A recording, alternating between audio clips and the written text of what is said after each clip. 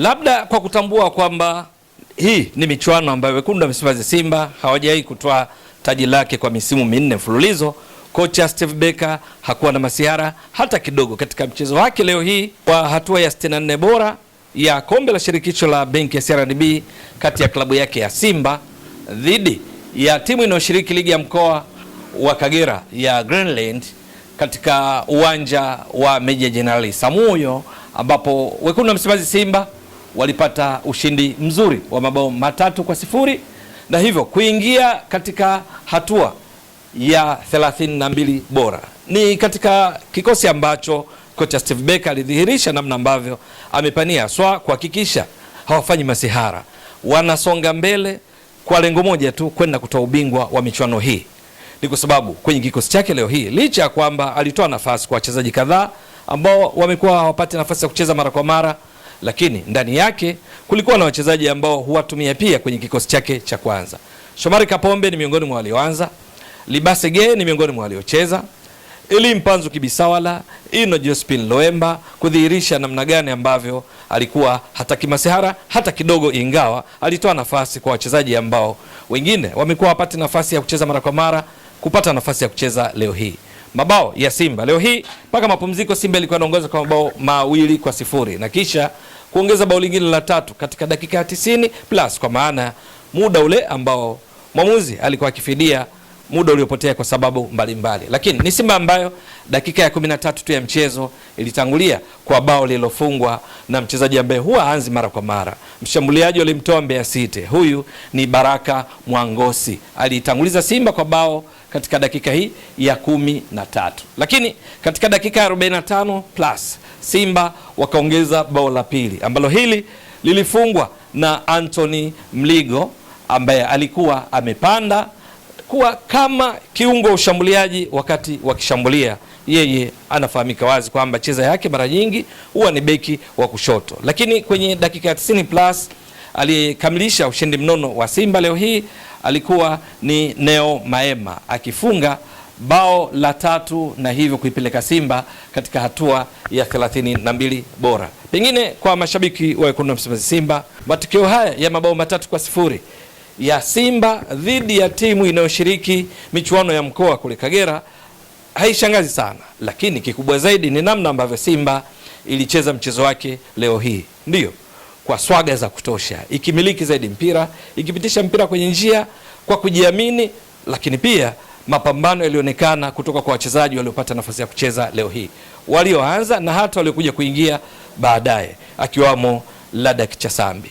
Ni kwa sababu mpaka mapumziko Simba walidhihirisha kwamba hawataki masihara hata kidogo katika mchezo huu, kwa sababu kwenye umiliki wa mpira walikuwa tayari wakimiliki kwa 80% dhidi ya 20% tu za vijana wa Greenland. Lakini hiyo haitoshi, Simba walikuwa wameshapiga mashuti kufikia mapumziko, mashuti 11, kati yake mashuti 8 ya kilenga shabaha, huku Greenland wakiwa hawana shuti lolote la kutoka nje wala kulenga shabaha. Lakini hiyo haitoshi, hata kwenye kona Simba walidhihirisha kwamba hawataki masihara, kwa sababu walikuwa wameshapiga kona 6 dhidi ya kona hakuna za Greenland. Hata offside, kwa maana ya kukamatwa kwa wachezaji katika eneo la kuotea wakikaribia kufunga, kuonyesha kwamba wana uchu, Simba kwenye offside mpaka mapumziko walikuwa tayari wamekamatwa mara 2, ilhali Greenland wakikosa hata nafasi ya kuotea mpaka kufikia mapumziko. Kwa sababu hiyo,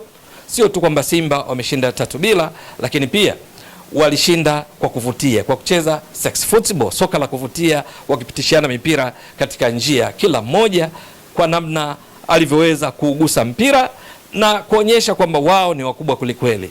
Ushindi huu umewafanya Simba waingie katika hatua 32 bora. Mwingine angechukulia kwamba timu ya kutoka ligi kuu ni rahisi katika hatua hii ya 64 bora kwenda katika hatua inayofuata. Lakini leo hii pia kulikuwa na mchezo mwingine, Bandari ya Mtwara ikicheza na timu ya ligi kuu ya KMC.